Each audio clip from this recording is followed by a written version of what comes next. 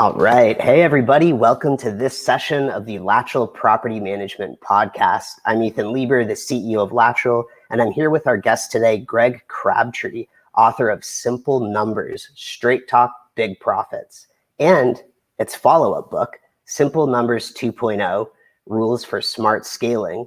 Greg is known well in our industry for his contributions to the NARPM accounting standards and his consulting services for entrepreneurs. So I'm really excited to have Greg here today. We're going to be talking straight talk about big profits. Welcome to the show, Greg.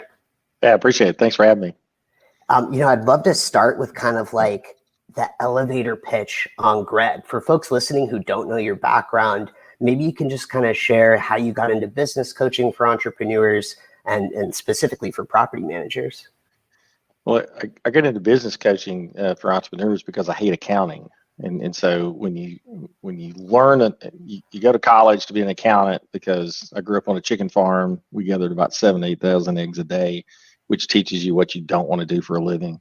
So you go off to college, get a professional degree in accounting, and you get out of school and you start doing accounting, and you start to realize my brain's going to explode. I hate this.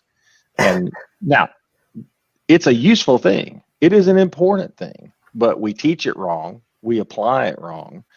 And, something just kind of clicked in me, early on in my career of figuring out how to use accounting as a tool to make things happen rather than it being the end be all to end all.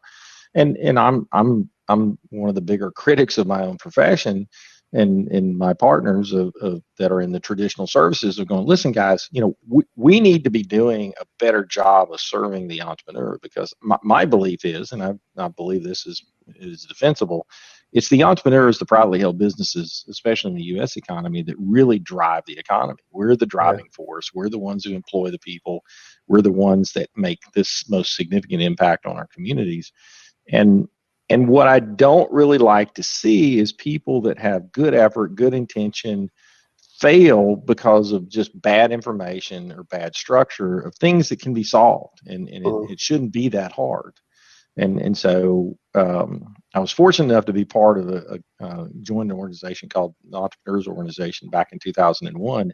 And that was really kind of what got me out of my local geography. It's an international organization for entrepreneurs. And getting away from my locale, I kind of got to see the world in a different way. And really there was many folks in roles that I had in that organization. I served on their global board for 3 years. That gave me the confidence to say, hey, I know some stuff that can help people. And then really I got off the global board in 2009 and really started formally really trying to craft a consulting practice. And we flipped our business model in our accounting firm at that time to say we lead with consulting, and oh, by the way, if our consulting clients need tax, financial statements, outsourced bookkeeping, we'll do those things for our consulting clients. Whereas the industry is geared to do it the other way.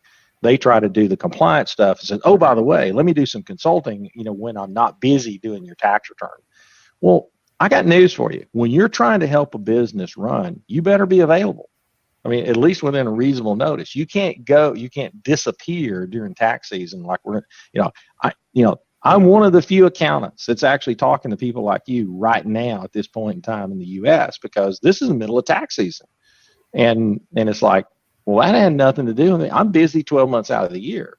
And so that's really kind of the thing, is you got to be intentional about doing what's the most important thing first, because it's exactly what we tell our clients to do. Well, why don't we do it as a profession? And we just have it all backwards. And so those are the kind of the frustrations that led to it. And then as we've tested the theory, it's proven quite well. So I couldn't be more happy with it, and continuing to try to grow and help people every day.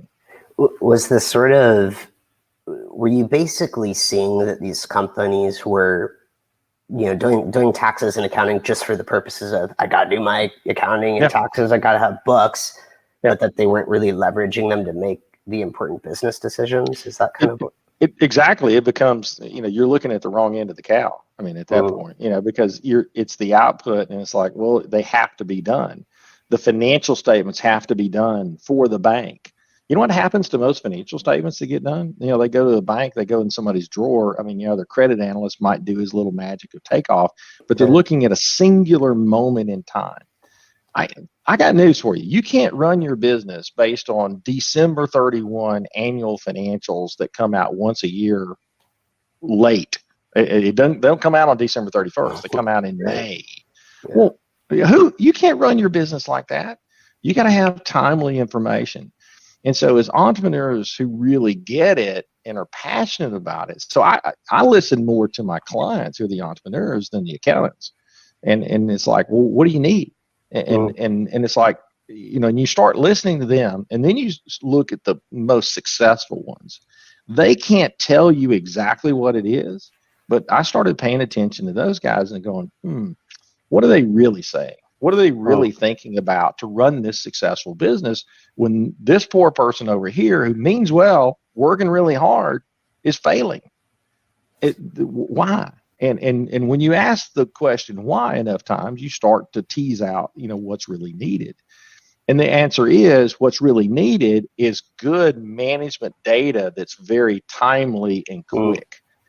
One of the nice things I've had the advantage to present my material, all over the world. And the one thing that I've learned is the only difference between a first world economy and a third world economy is the speed in which business happens. We're fortunate in North America, US and Canada, Australia kind of works this way as well, is that, there's good trust systems in the marketplace. Money moves quickly. We've moved to a much more friendly terms and conditions environment of customers and vendors working more cooperatively together and really shortening a business cycle from beginning to end. And at least if it's a long business cycle, money is moving ratably throughout that cycle. When you go to the right before COVID shut down, I shut us everybody down. I was in the Middle East and the UAE doing some presentations in East Africa. They're not lacking for demand. What they're lacking for is an effective economic system that allows for money to move quickly through the system. The government who's promoting entrepreneurism in all those countries are the worst payers. I mean, they're in the U.S. we enjoy a pretty solid federal payment systems that if you're a government contractor, you get paid timely and pretty much flows as you're incurring cost. And that's a huge component, of how things work. And so as you start to look at those things, you say, okay, well, if we have this advantage, well, how do I leverage that to the greatest degree? And really, as we start to then break down business models, you start to say, okay, there's these patterns to follow. So all I am is a pattern observer and pattern replicator. I look for patterns and say, how can this be repeated so that at the end of the day, all I want anybody listening to this podcast to do is know that your only impediment to growth is execution. It ain't cash. It's that you just got to go get the right strategy and faithfully execute it consistently and not phase in and phase out of focus on your business.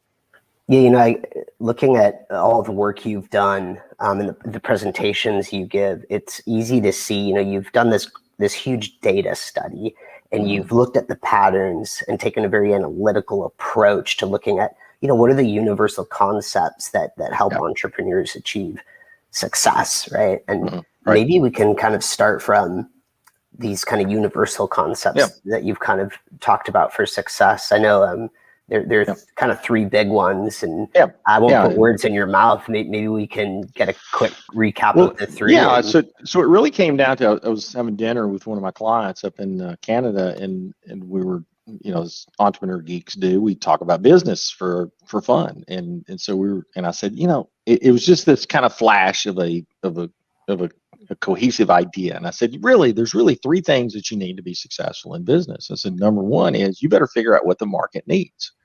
And once again, I live in a profession that's selling a market sometimes stuff it doesn't need. Just warn you. And so I really hold my team accountable that, listen, I will say no. I'm not about selling you stuff to make revenue. I'm about doing something you need. And if you ask me to do something and I don't think you need it, I'm going to say no. Go get it from somebody else. Because I'm not convinced that that's actually valuable, that you actually need it.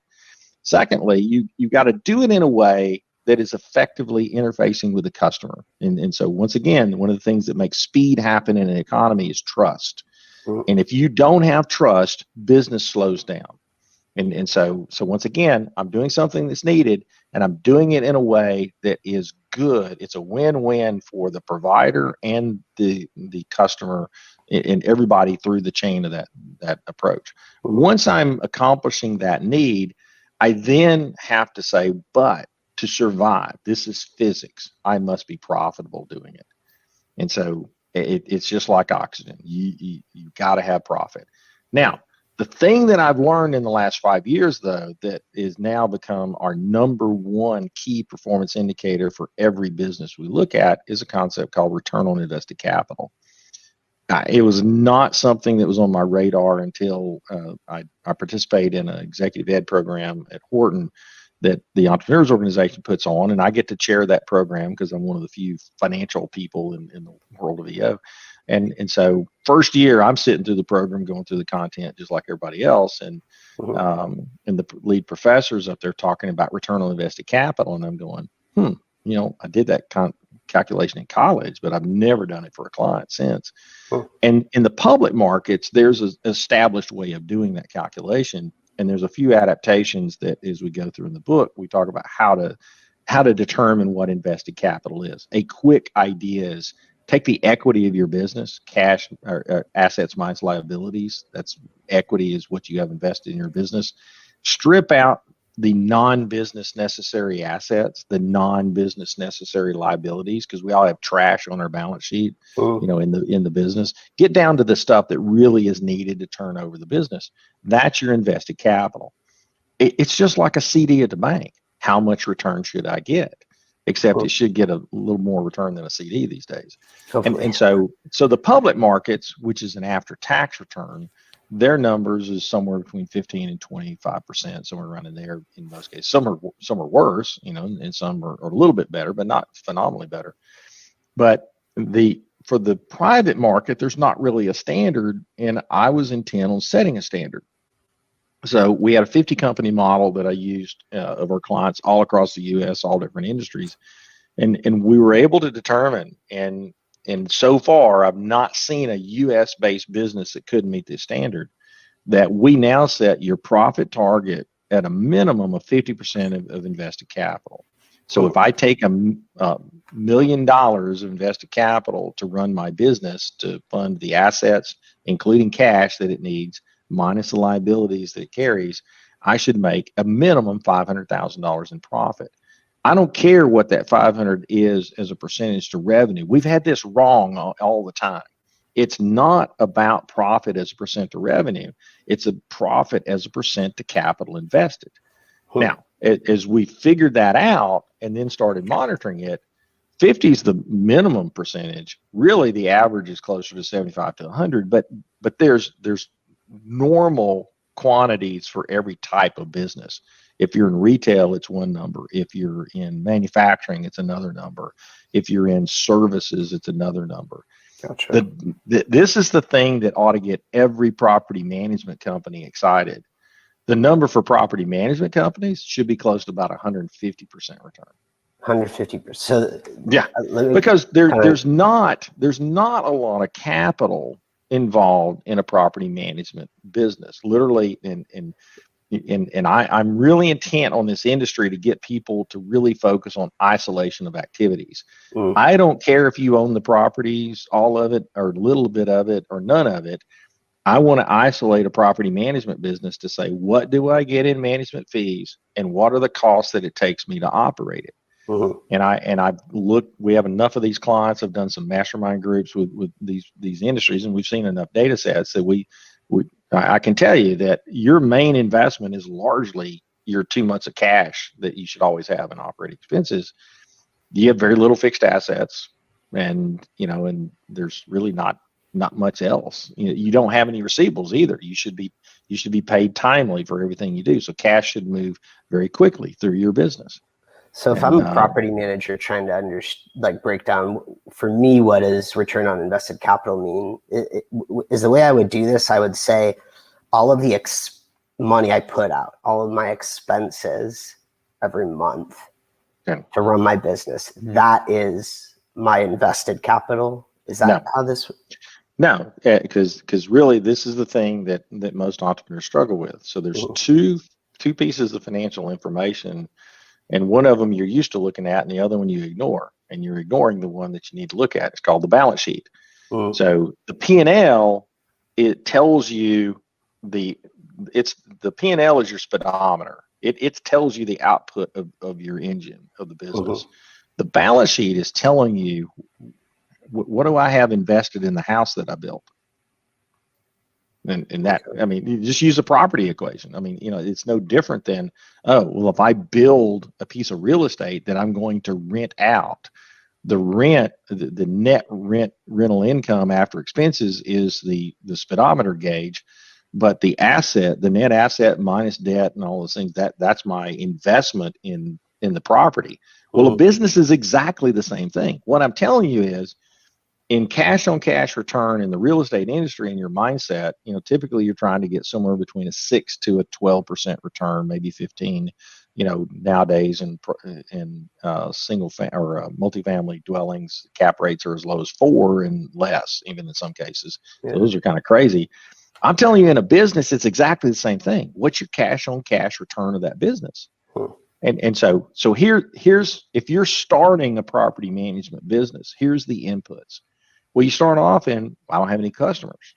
Okay, well, I got to go get some people that are going to, do business with me. And so essentially the first thing that's going to happen is I've got some operating expenses that I got to spend money for. So I'm going to lose some money to get started, and I'm going to invest in some equipment and those things. And then I've also got to make sure that for whatever my monthly operating expenses of labor plus rent, utilities, paper supplies, whatever, that's my monthly operating expense number. I got to have cash at all times of 2 times that number. I don't have any receivables. You get to bill as you go. And so therefore, so really I don't have any assets other than my fixed assets plus my cash. And I don't get terms on anything. I don't have any vendors giving me credit, to any appreciable degree. So really my invested capital is, if I'm running, if I'm going to run a business with $100,000 of monthly operating cost, I got to have cash of $200,000 at all times. That's my 2-month standard. That's really that maybe $100,000 of fixed assets tops. You're looking at $300,000 of invested capital. So your minimum profit target that you're trying to get to is $150,000. So of those expenses, how can I get as quickly as possible? Now, I can't get there overnight. So what I've got to do, and this is kind of a concept I talk about in the 2.0 book, I call it launch capital. This is all this money that I've made a bet with. I've made a bet to launch this business, and I'm going to make a bet to lose this money until I break even, and then break even's not the goal. I got to get to $150,000 of profit because I got $300,000 continuously sitting there invested that needs a return. Now, the thing is typically once I get, you probably can actually get higher than that 150. Typically, I would say almost all of our well-run property management clients operated over 100% return on investment. Wow, that's awesome. I'm doing one right now for one in the Northwest, and I mean, they're about 150% returns where they're at. Does that equation change at all if you're looking at a company that's saying, hey, I want to double, I want to grow my doors, I want to grow the size of my company 100% a year? Does that start? That's a great question, because what you do, and this is where we come up with a technique that is not comfortable with the traditional accounting industry, because their idea is they just mush it all together and tell you, oh, this is your P&L. So, no, it's not. It's two different activities. I have a slice of my business that is operating profitably. It's the normative operation of my business. And then I have the slice that is my bet. I'm making a speculative advanced spend. There's three things that you primarily spend on that speculative advanced spend. Number one is marketing. And so, okay, so I'm going to invest in leads, and I'm going to invest in a system, to constantly get out there and where am I getting leads, and where am I attacking those things. Second one is I got to add people before I can fully utilize them. Now, that's the most difficult part in scaling because it sounds like a good plan, and it can be a good plan, but you got to manage it really effectively, because it's real easy for adding a person before they can truly be utilized, and it alters people's understanding of what busy is. They're busy, but they're really not earning their keep. And you've got to really hold them accountable. Say, I know you're busy, but until we get management fees grown from $2 million a year to $3 million a year, you're not paying for yourself. Yeah. So tell me when our MRR is going to get to $3 million a year run. Now, the thing is, this is the other superpower of this industry. I know when I'm on that run rate in a month. This is one of the better industries that gets reasonably good monthly data. Normally, I'm going to tell people that a month is a highly inaccurate period of time. But this is an industry where a month is a pretty important period of time. Now, next is 3 months, so rolling threes. But what I'm really trying to do is get that business to that effective run rate, that 3-month run rate, as soon as possible. Because I really could care less what January to December totals out to be. You just need that to file your tax return. What I really want to do is get a business on a consistent run rate. And what we typically see in property management businesses that are trying to scale is they'll get it on a good run, things are looking good. Then you take your eye off the ball and things come off of it. And so my revenue might be fine, but I get sloppy with my expenses, and I tell myself, yeah, we're going to grow. And I add those costs, and no more horsepower comes out of it. Yeah, I think one of the this is partly why we created Latchel, that we wanted to create opportunity for property management companies to actually bypass the fixed cost problem and say, let me actually convert this to a variable cost. So when you're talking about specifically maintenance for us, but there's a ton of companies out there doing all kinds of crazy things. For us, it's maintenance, but that rather than having that fixed cost of my next maintenance coordinator, even though I have one that I could just make way more labor efficient, you say, okay, instead of bearing the fixed cost, I'm going to have that variable cost per unit. Now I have a greater line of sight to getting to profitability. That's right. Ideally. I'm curious, are there in that so I'm going to get to a couple other things, but just before we segue here, in terms of the growth that you see in property managers, are there a few things that you think stand out as the right way to grow versus like the wrong way to grow? Well, I mean, number one, to us, it's kind of an unusual thing. We normally take labor and split it between direct and management labor in most of our business models, because we think there's an art to that. In the new book, I have a pretty detailed chapter on labor efficiency ratio utilization that builds on the salary cap concepts of the first book and those things. But uniquely to the property management industry, we believe they are one that can actually use a singular method of, I don't really care if you call it direct or management. It's one number. It's your monthly revenues have to be at least 2 times what you spend in all labor dollars. And assuming, and especially, that means the owner being paid a market-based wage themselves. And so as long as they're not cheating and paying a minimum wage and then taking distributions. Now, if you're not working in the business, that doesn't count. But if you're actively performing a function that if you got run over by a bus and somebody had to do your job, what would you pay them? That's the number that needs to be in there. And it's just an absolute harsh reality that it has to be at least a 2. It's hard to get a lot above a 2. I mean, you may get there for a little while, but there's some market forces that tend to push it back. And the ones that can't get to a 2, usually I would say they're trying to spend too much on labor to go win new customers versus using marketing, lead analysis, those types of things. And so and once again, hiring like 3 BDMs to just pound. That's right. Yeah. I mean, business development managers are important and they're needed, but this may hurt some people's feelings, but when you're using a human to be a growth engine, it's Cro-Magnon marketing.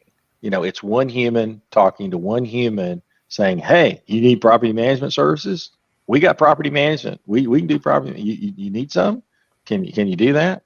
And it's the most expensive and many times not near as effective as, because really when you break it down, we've had this wrong for a long time. We say sales and marketing. Well, it's like, no, it should be marketing and sales. Marketing must always precede sales. Even a salesperson has to market first to then get a sale if you're intellectually honest about the sequence of the transactions. And realistically, I think the lazy way of growing is to throw labor at a problem. I don't care if it's operations, manufacturing, sales, service, you name it. I mean, every client that we have that is under their profit target is because it's absolutely abjectly bad labor management. Yeah. And it's things of, I don't select the right labor. I don't have the right divisions of responsibilities. I don't hold people accountable. Name all those things.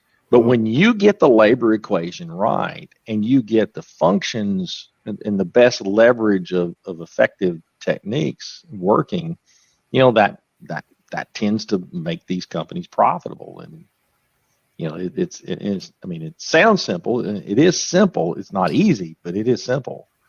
In the idea of it. I think this is actually a good place to shift a bit. As we talk about like sales, marketing, and bringing in business, I'm going to tie it to something you've actually talked about, which is how the pandemic for property managers has really shown what's valuable about the services and things they do. And when you trim the fat, people start canceling the services they don't want. They need to save money. They're going to keep what's actually providing them value. Right. So from your perspective, what types of value have you seen property managers realizing? Well, I think obviously the way the industry is kind of structured is, you get paid a percentage off of rents collected. And so, how well you kind of fall into a rhythm of accepting, things just kind of happening without you doing anything. And pandemics really kind of expose, well, are you really a valuable resource? Because that rent ain't showing up, on its own. And when you give people, rent abatements, or you give them holidays, being able to pay, there's a lot of people that shouldn't do it, but they will do it, and they'll not pay. And I think, of our clients who are in that industry, I was expecting a lot more carnage, and really all we saw was maybe vacancies go down 5 to 10%. So there's certainly some particularly blighted areas. New York City is going to be a petri dish, looking at how things move forward. But New York's New York. They'll find a way. They'll turn this into an advantage eventually, because it'll be just a second rebirth of the city. Ultimately, the question is just how long is that going to take, and what carnage has to happen between now and then. There's probably going to be more impact in cities like that in the commercial space first, before you get to the other spaces. But really, when it came down to, single family management, multifamily management, those in most markets have been fine. In our 100 company model that we track, it's about $1 billion of revenue of our clients that we use as our economic index. I got news for you. We ended up we were up 6% last year in revenue. Wow. Awesome. It was down 3% in February, or in September, but it ended up 6% for the year, and just incredible. Profits were up actually over 2% as well. And it starts to show you what everybody did, that because of this outside force made you rethink everything. Yeah. And even the good businesses improved, from that. Now, they may not have grown, but ultimately, like I said, we did grow 6%. But here's the thing. That 6% for this group had been double-digit growth since 2014. So I'm a little skeptical of the government's growth numbers, to be quite honest. Interesting. I think the vast majority of businesses are growing at a far greater rate, for quite some time, since the last true recession in '08. But now, I mean, there's winners and losers, but I just challenge people with thinking, if you really trust the government's business statistics, let me ask you something. How many people listening to this that have a business think, what does the government know today, which is middle of March? What do they know today of your 2020 business activity? Zero. Well, how do they come up with it? Well, there's this thing called statistics. There's, what's the old saying? There's lies, there's damn lies, and then there's statistics. Right. And I think we've lost the sense of, we've shifted. I believe in the last 10 years, we've shifted to a private company dominant economy, which has caused the government's business statisticians to lose insight. They don't have data. And one of the reasons why I started tracking the data, because we're in our consulting process, we're talking with clients every month, going over their data, and so we get a lot of touches. And we're not geographically dependent. Our clients aren't, they're spread all over the U.S., Canada, and some internationally. But it's like we kept seeing this disconnect of, you'd hear business discussion of what's going on, you'd hear you'd see client data, and they go, these things are not connecting. And so we just started. That was really kind of what drove the second book to be done, was because I really started this study first, and then added the return on investment, because I had the aggregation going. That was when I then added the return on invested capital calculation on top of it. And it's like, ooh. And then now we've decided, we used to do 50 companies. Now we got 100, but it's still telling us the same data. I mean, really, it made me feel better having 100 companies and $1 billion of revenue, but it still didn't change the outcome of what it tells us. I imagine too, in residential property management, it's so crazy fragmented. Most of it is private. So in that sense too, it's probably even more difficult for the government to have the right numbers and the right metrics to understand what's happening, especially in single family property management. Multifamily, maybe, you have your big companies that are maybe easier to track. It's so different from market to market too, but still, I mean, really at the end of the day, I kind of look at it, and people would like to lead you to believe that things are more financially dire than what they are. And I just remind folks, I said, there's a couple of data points just to hold on to. Number one is credit scores went up 3% during COVID. That's interesting. Just kind of keep that in mind. Second thing is, like, I get it that, I mean, there's some particularly tough hit areas, but where's the soup lines?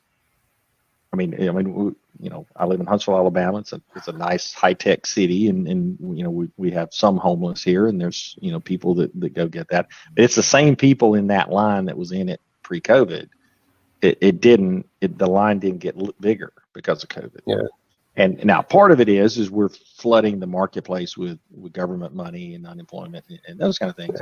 Right. But at the end of the day, I mean, it's still, there's a lot more of that activity out there, and we've somewhat, and this is a caution I would kind of have everybody think about, we somewhat altered what reality is because of flooding the market with some of the government money, and we'll see kind of how that lands.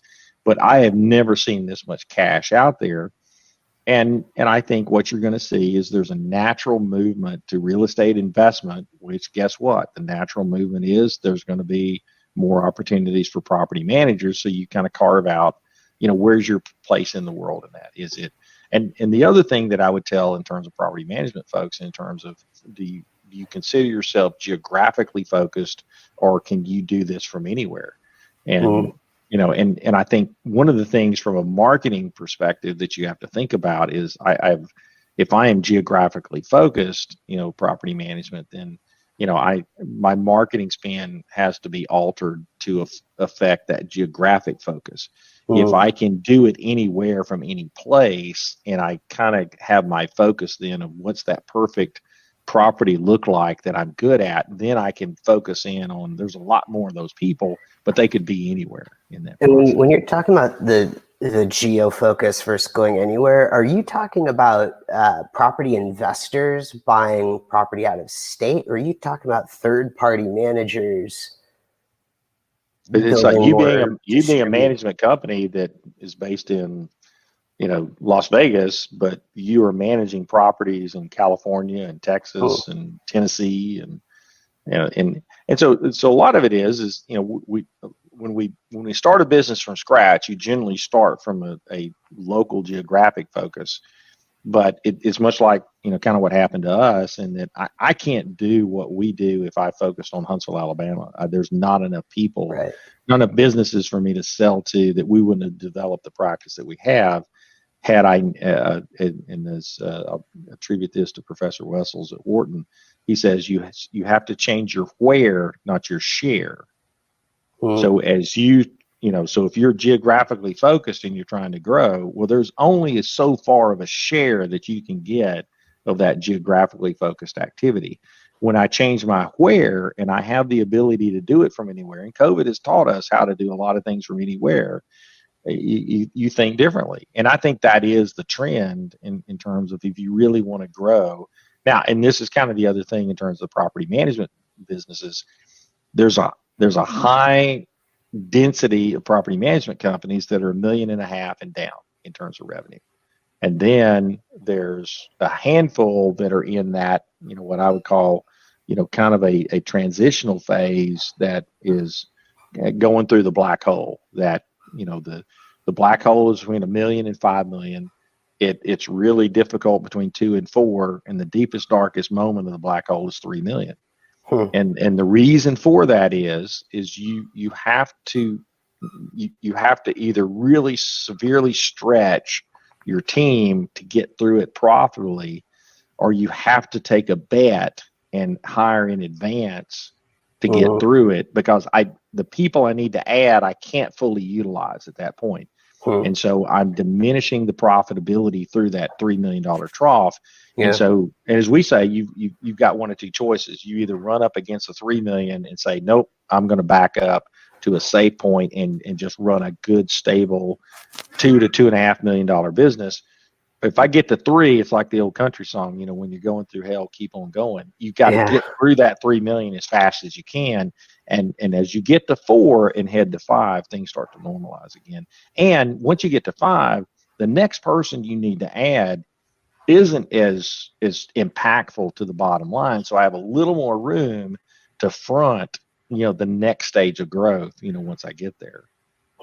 What are, when these companies get to that like black hole stage, what are some of the things you've seen them do that have helped them successfully transition?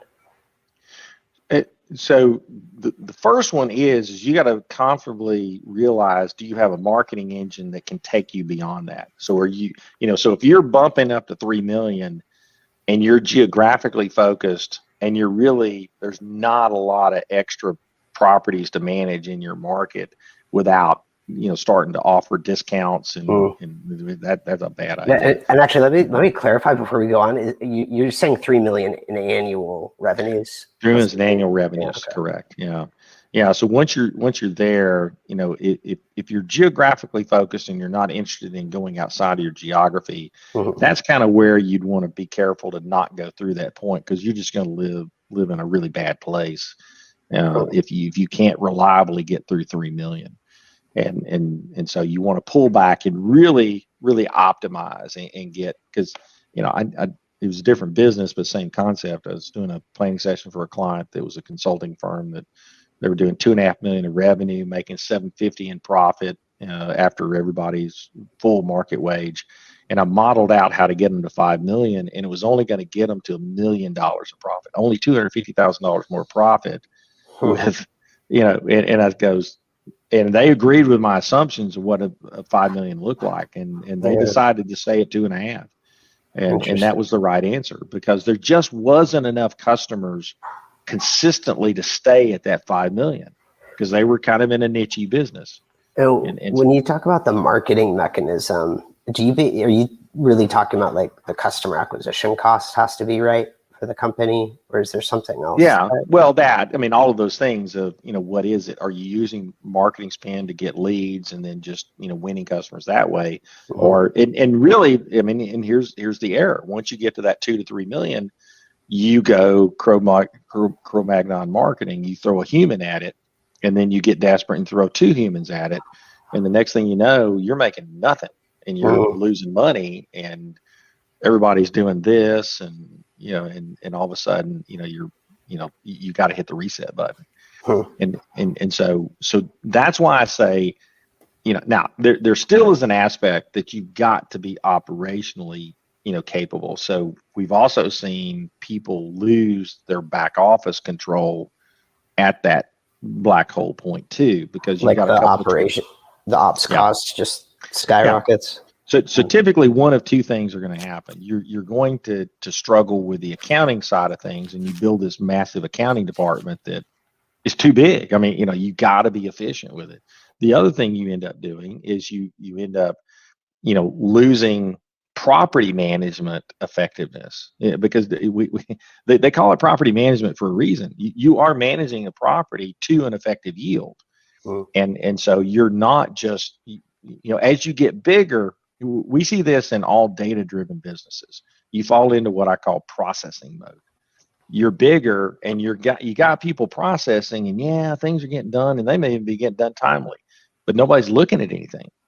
Nobody's thinking about, when you had that first, handful of properties you're managing, you're taking care of it. You're making them effective properties for the investors.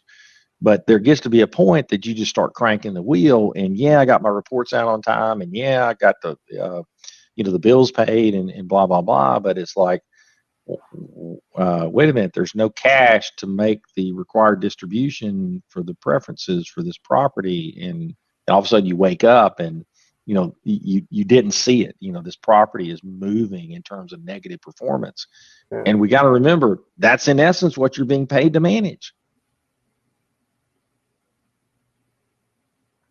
Hey, so I want to transition here. And by the way, I have to apologize for turning my head a second ago and going on mute. Right. I was sneezing.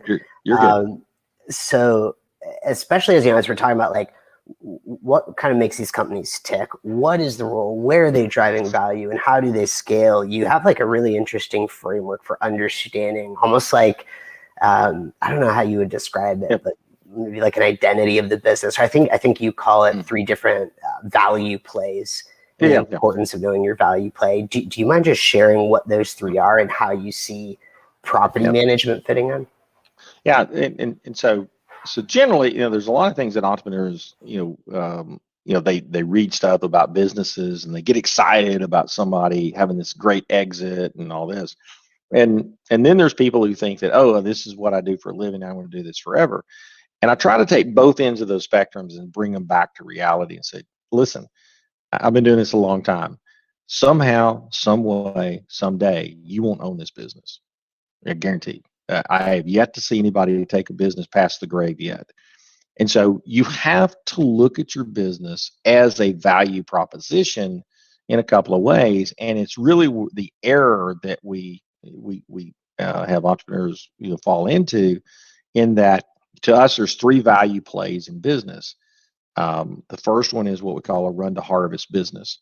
And so typically, if you've got a business that the market's not going to pay a premium for, you might find somebody to sell it to, but it is you will sell it for a number that isn't as good as keeping it. And that's kind of the easiest way to explain it. So I can tell you that the net after-tax proceeds of a sale, you can't take those net after-tax proceeds and effectively reinvest those funds to make the profit that you were making pre-sale. So you're really motivated to keep running it. That doesn't mean it's a bad business. It just means that the market doesn't throw stupid money at it. Now, there's occasionally some stupid people that'll throw stupid money at just about anything. And if they're willing to do it, just make sure you haven't lied about anything and make sure the check clears, and then you're good. But you're not likely to get that. And so property management companies, to me, fall into the run to harvest business.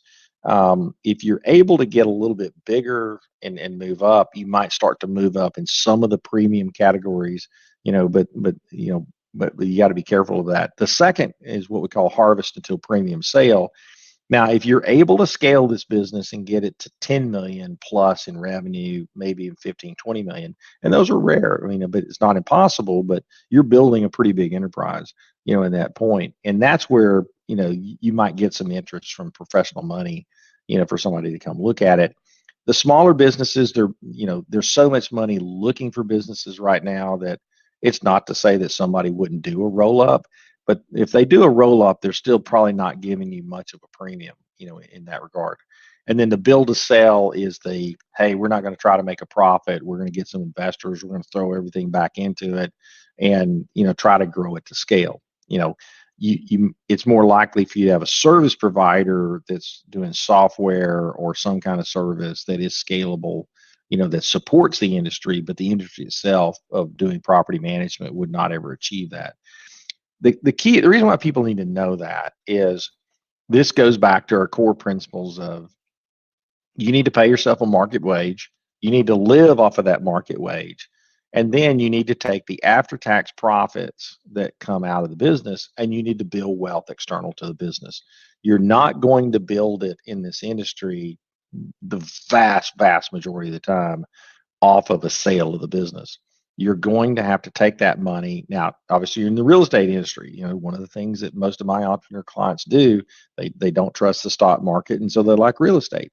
Well, great. You get to see some properties, go do some cash on cash returns, and make your investments.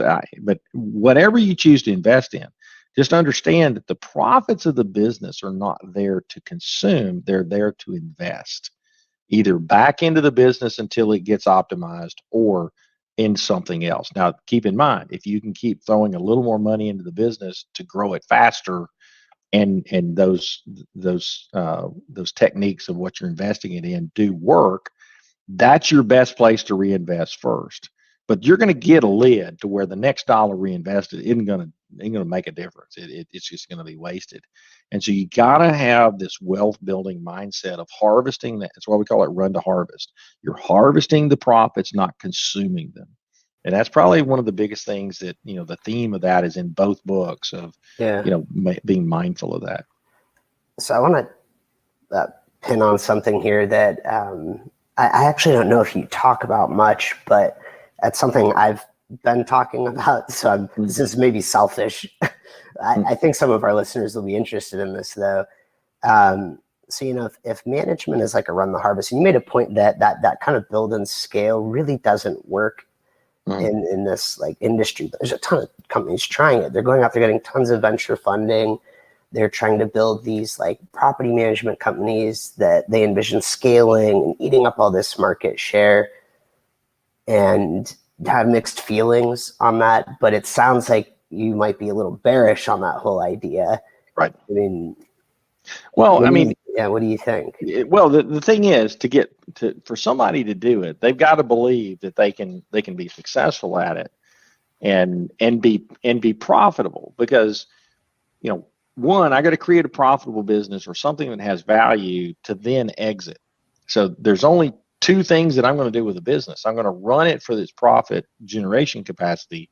I'm going to run it to try to sell it to somebody who has more money than it brings. Here's the thing that you're going to see. There is so much stupid cash in the market right now. You're going to see people doing stupid things and don't think that they figured it out. I learned this the hard way back in the 90s during the dot-com era. You had companies getting stupid valuations at pre-revenue. I mean, it's one thing to be pre-profit. I mean, the pre-revenue, you're getting stupid valuations. And I kept thinking, oh, this can't be work. This can't work. This can't work. And it's like, well, maybe this is the new economy. And next thing you know, boom, 2000 hit, and finally reality started to set in.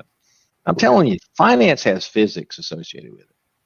And really, I almost called the first book, one of the working titles was Business Physics, actually, because these are things you have temporary insanity sets in certain times, but the market will always come back to financial principles at the end of the day. Right now, you see it in the public markets. You've got probably an average price to earnings ratio in the public markets about 30 PE ratio, which is stupid.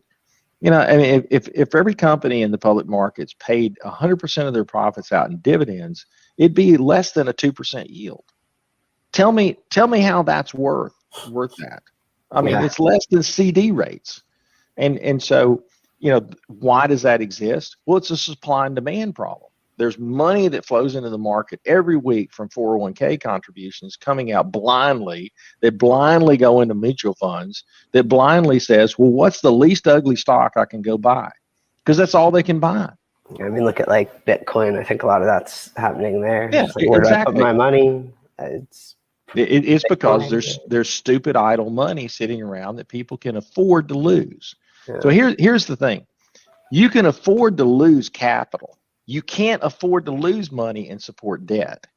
Now, the nice thing is, I'm not too worried about capital being lost because it generates sometimes some innovation, and I get that people kind of figure it out. But people aren't losing their milk money and not going without food at night if you lose capital, because it meant that somebody had more money than what they needed to live off of. Just don't bet your fortune of your livelihood that you do need milk money and bread money for, betting on somebody who's really just making just a wild play that let's throw the spaghetti on the wall and see if it sticks. Yeah. And now if you can afford to do that, go right ahead. But understand which bucket. I've got my bucket over here I need to live out of, but I got my bucket over here. I call it my juvenile delinquent fund. Okay, that number I can throw, and I can take all kinds of risk. And when you see it start to take place in an industry, the only thing that I worry about are people throwing money into property management. I'll tell you the reason why they do it is because they're trying to consider your monthly management fee as monthly recurring revenue. Now, here's the deal.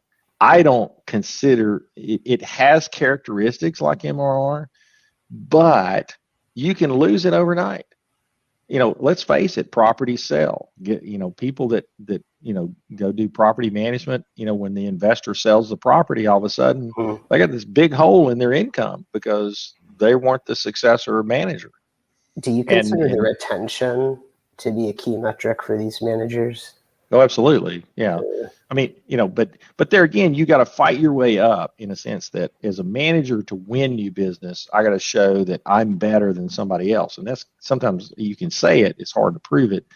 And then at the end of the day, when you got professional money investing in properties and somebody buys that property, from your client that owned it, they're going to go to the least cost provider. I mean, they're going to listen to you, but they're not going to pay a premium for it.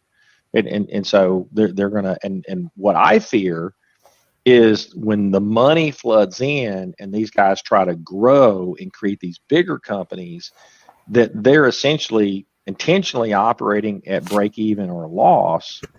Yeah. And they're damaging the true market value of what good property management services are. Interesting. And that's concerning to me. Well, that's an interesting, I think, segue to one of the last questions I'll have, because I know we're almost up on time here. And it's about what are the kind of like superpowers that managers should really be capitalizing on to build toward like profitability and success? Well, I think you've got clear sight lines in this industry. And so number one is I know I have a very super clear salary cap concept. I got to go win the contract of property management to then expand my labor pool. So I got $2 of revenue to $2 of labor. Put any player on the field. Do I need a tight end? Do I need a center? Do I need a defensive back? I don't really care. Design the team any way you want, but that's your hard cap. I can't spend any more than that for the labor. And having that as an operational guideline is invaluable, from that standpoint. And then it comes down to execution of going, one, I got to make sure that things work within that cap. And then two, then I've got to go win that next customer, win that next, series of new revenue coming through. And really, as I always like to say, when you get growth down to just execution, That's a superpower in business. I don't need to go begging for cash. I don't need to go to the SBA for anything. I don't need to ask anybody's permission for anything. I just got to go execute. And I'll take, the best entrepreneurs will tell you this is, listen, I don't need to create something new. I just need to go figure out something that's already being done and just be better at it than the next person. Yeah. I love how you have this almost like an engineering lens on the mechanics of every part of property management. Because I think it's something that, you think about real estate, actually, a lot of real estate, and you think about property management, and your instinct isn't to say, oh, this is like an engineering feat or an engineering job. Yeah. But you've created this really clear mathematical, like engineering based formula for all the different components that make property management run. Yeah. Yeah. And I think you're right. I think when you can take that equation as an entrepreneur in property management and understand that this is a math problem, you have all the constraints there, and it's really now clear what you have to do. If you want to be a successful leader in property management, what you have to do is build a business that fits the equation, right? Yeah. Well, and I have the experience of having done it the other way too, and so I know what doesn't work. So yeah, and so it's like, listen, I want to make sure that people make as few of unnecessary mistakes as possible. And it's like, if you really want to try something that's never been tried before, if that really is what cranks your tractor, go for it. But if you really want to be successful, there's some tried and true techniques. And what's amazing is so few people actually stick to what's tried and true. And it's like, it's like they lose interest, or they get bored, or how deeply committed are you? Because as entrepreneurs, we all kind of have to fight our own personal profile challenges, and that there's people that start and there's people that are good operators, and and a lot of times that's what you see is somebody gets it going and then they get distracted, and the next thing you know, you're off in the ditch, and things aren't working. And those are unique challenges that everybody has to kind of factor in there as well. But we really don't have to be searching. It isn't rocket science to figure out how to do it right. Yeah. Well, it's like you don't have to innovate on everything. Innovate when there's a meaningful intent to change the way something that's already working is working, right? Yeah, otherwise, just have the discipline to go pick up a pair of your books and learn how to run the business right. Yeah, and like I said, the fallacy, and this is why I like our labor efficiency concepts, is the most common error is people throw labor at a problem. And there's a time-honored concept in software development that says adding another programmer doesn't speed up the project. It actually slows it down. It's the mythical man hours, right? Yeah, and so really it is this idea of really, you're the general manager of an NFL franchise, and you've got a hard salary cap, and you got to put the best team on the field, based on who's available in free agency in the draft, and take your pick. And you're going to be judged by how well you picked in that, and how well and you could have good players with bad leadership and they're going to fail. And you can have great leadership with the wrong players and you're going to fail. And that's why entrepreneurs deserve a 200% return on their money, because this stuff ain't easy. And that's why, I'm a big fan of making sure the entrepreneurs get what they deserve, because they're the ones making it work for everybody else. Greg, I think you've probably piqued everyone's interest that is listening. And I know their next question that everyone's got on their mind is, where can we get your books, and where can we learn about your consulting services? Well, the easiest, there's two places to get the books. You can either direct on our website, simplenumbers.me. So that's the book website that has some resources and videos and some spreadsheet downloadable tools. And so that's one, you can buy either of the books. You can buy them in a bundle. It's also, both of them are both available on Amazon. I am going into the studio next week to do the audio book for the first book and get that one finally out there. And then shortly follow up with the second book, shortly after that. And so I'll get sick of listening to myself read next week. But that's a good place. And then, email greg.crabtree@cricpa.com. There's also a link on the simplenumbers.me site.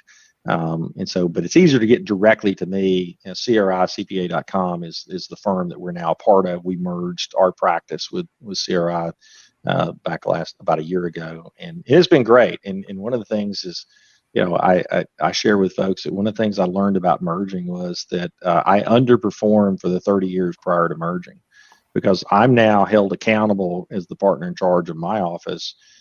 We still do the same thing we've been doing, pre-merger, but I'm held accountable to corporate, which is a good thing. They're making me do the things that I would tell a client to do. And I probably have finished my most productive year of my career in the last year being part of that merged entity. And which it's given us some extra resources as well. There's other things that we now, in addition to the traditional services that we do for our consulting clients, there's some specialized services that, as they come up and is needed, I've got good sources for that. But once again, it still kind of comes with our primary principle of I don't want to say anything you don't need, and that's just not the way our team is wired.